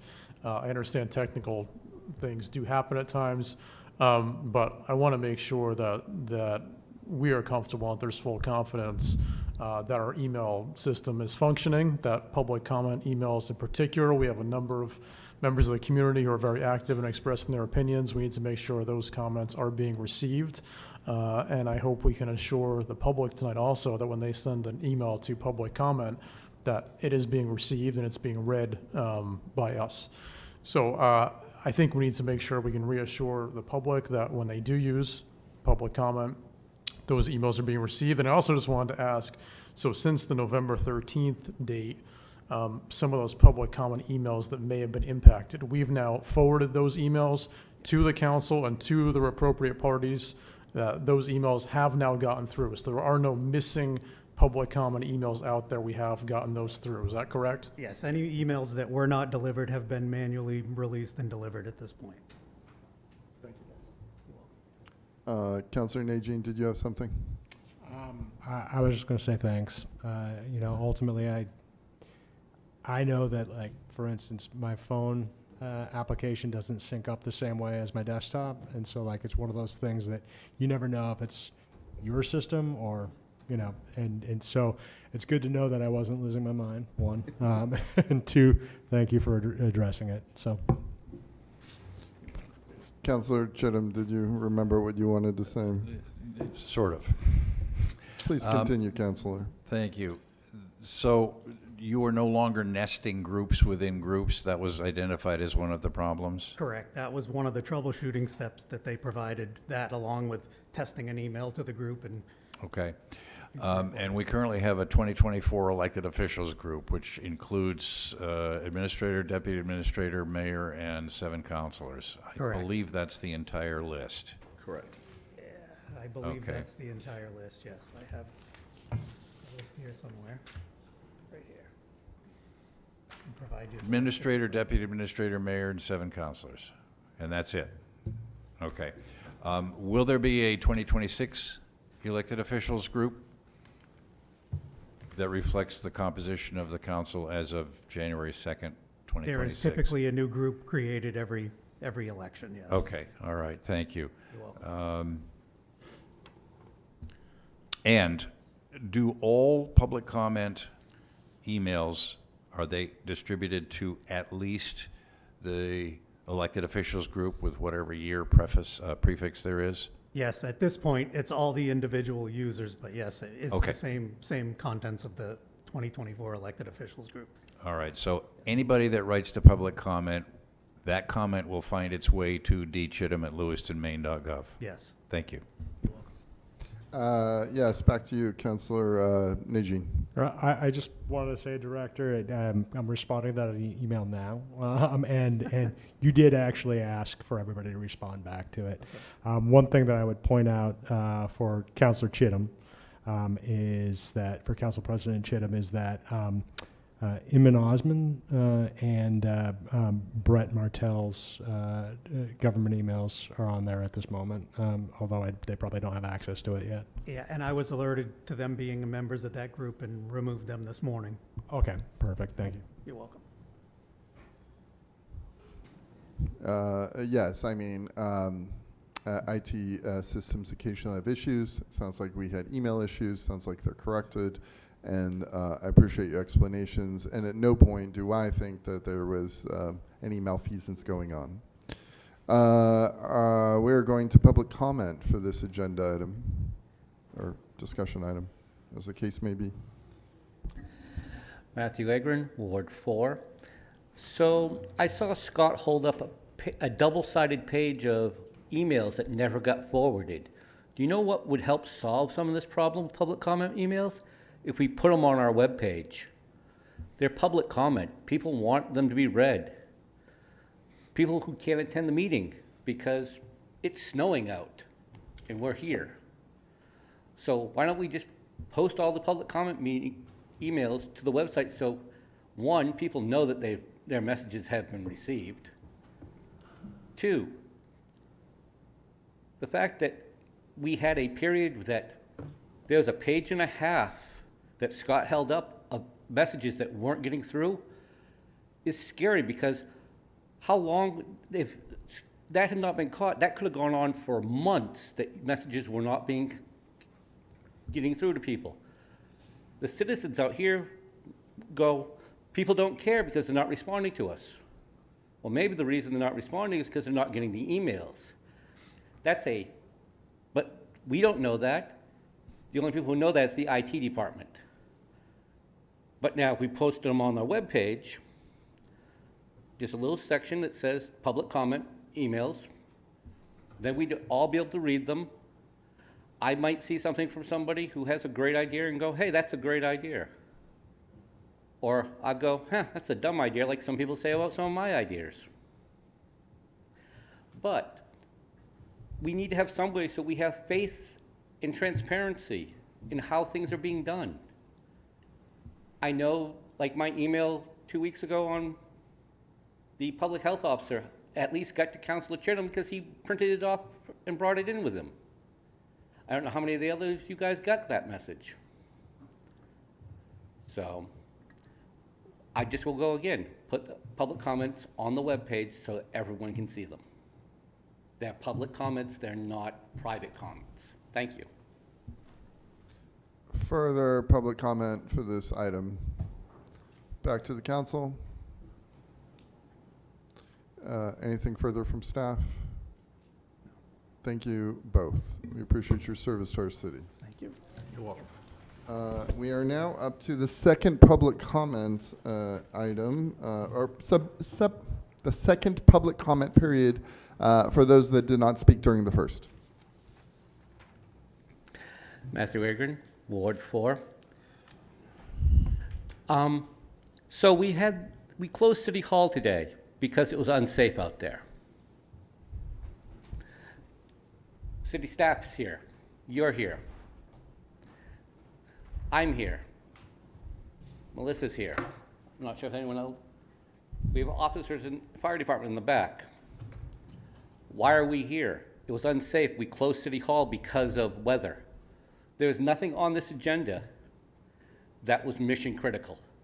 You could have pushed it off, had a Thursday meeting, or, God forbid, moved it to the last meeting of the month and combined it, and maybe we'd go till 11 o'clock or 1 o'clock.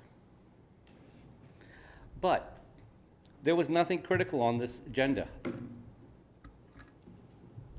The roads were okay, and also, people didn't know that they could park out front of here. I took a chance, I pulled up, and then I asked Kathy when I got here. We were parking ban. That meant you were walking from the parking garage over sidewalks that have not been cleaned, even though up by my house, the sidewalk plow has been by. Don't really understand that on East Avenue. We're still in a snowstorm. Why are they plowing the sidewalks during the snowstorm? So just wanted you guys to take a thought. If you close City Hall, maybe postpone the city council meeting until either Thursday, which you guys would do Thursday meetings, or the next city council meeting. Thank you. Further public comment? Second public comment session is now closed. We are now up to reports and updates from councilors. Should there be, Councilor Najin, yes. Just really quickly, the Public Health Committee is meeting on the 11th at 3:30 p.m. on the 3rd floor of City Hall.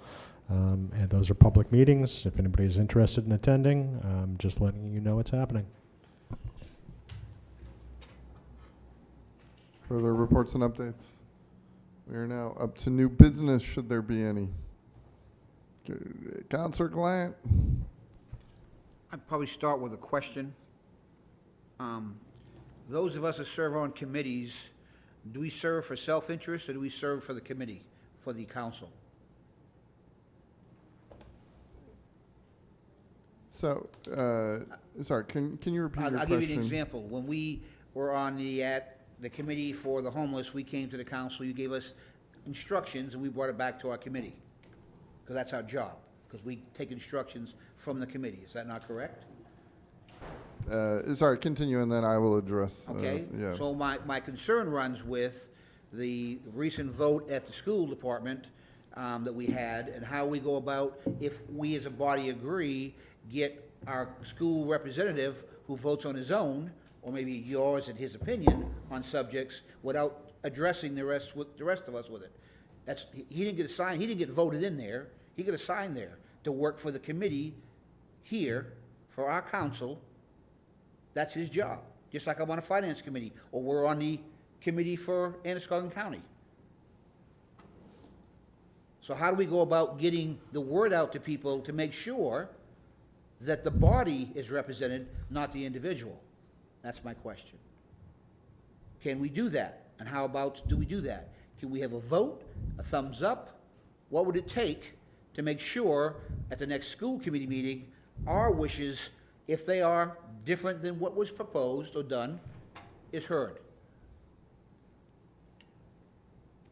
Anything for, oh, okay. So I'm going to address this, and then Madam Clerk, I'm going to get your feedback. So it's a fair warning there.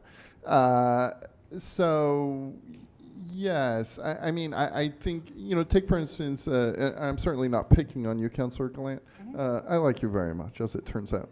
And so you serve on the Finance Committee, right? Correct. Yeah, and so I think if we're, I can't remember if this has happened or not, but if you, we were talking about finance, and go let the finance, tell them how we feel. Like, I mean, in good faith, maybe you should do that. But at no point can we tell you how to vote. You serve as you are representative, and appointed by your seatmate there. But it's but you have some autonomy to vote. We can't tell you how to vote, and so I think therein lies the rub.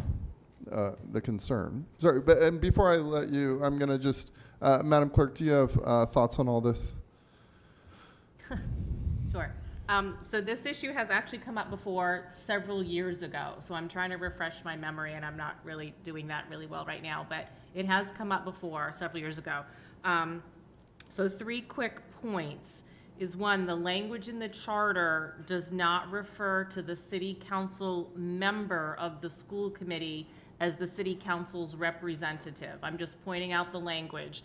The language defines in the charter that the school committee shall be made up of 9 members, 1 elected from each of the wards, 1 elected at large, and a city council member to be nominated by the mayor and appointed by the council.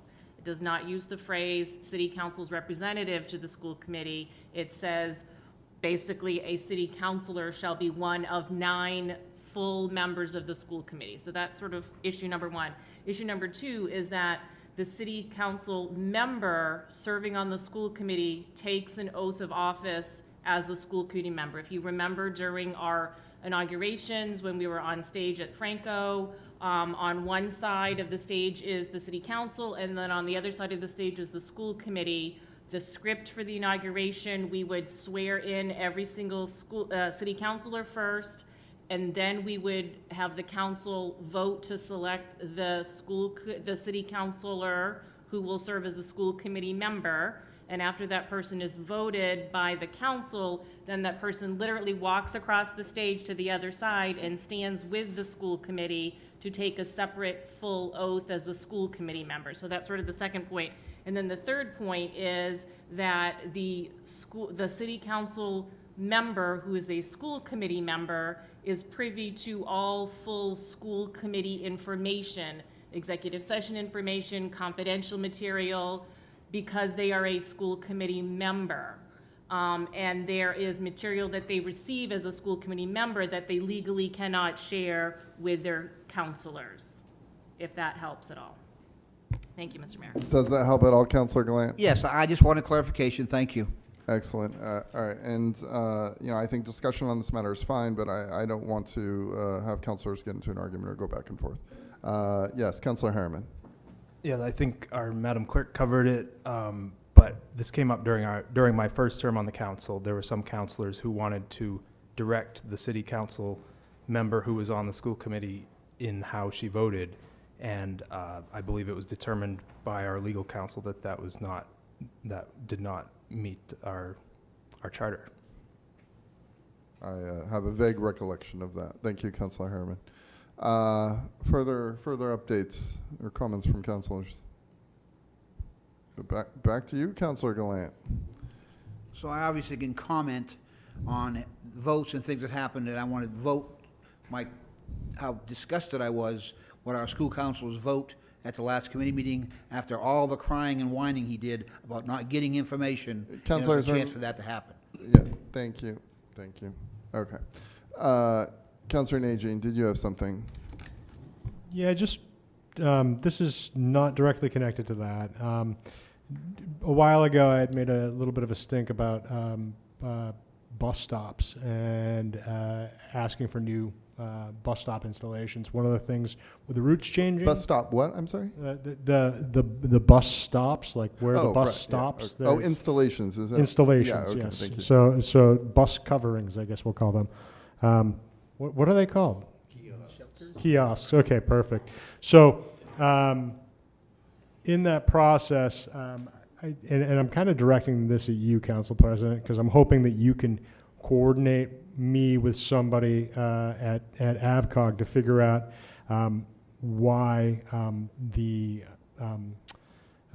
River Valley bus stop hasn't been updated, and then also whether or not the bus stop that I had a problem with on Central Ave that is sitting in that triangle park can now be removed because there's no stop there because it's damaged. And then also to have a really good conversation about CMMC's bus stop, because that is my neighborhood's bus stop, which is right now just a sidewalk with a little sign. And if we want people to use the bus, they have to be able to get to the bus stop, and it has to, nobody wants to stand in the rain or snow for 15, 20 minutes. So, or now 10 to 15. But yeah, so just if we can coordinate that would be great. Okay. Thanks. Councilor Chittum, or did you need to say anything? I'd be happy to do that. As you know, we've changed contractors, we've changed bus routes. There's been quite a bit of upheaval on the CityLink service. There are bus stops that are no longer needed. The one on I don't remember the name of the park out there where the graffiti-laden kiosk is no longer active.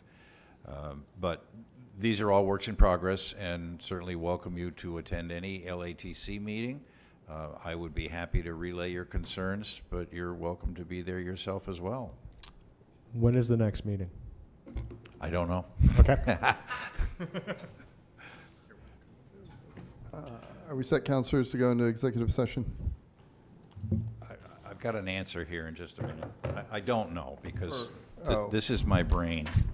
I mean, well, perhaps you could connect or send an email. December 11th. Well, look at that. December 11th at noon at Auburn Hall. Thank you very much, sir.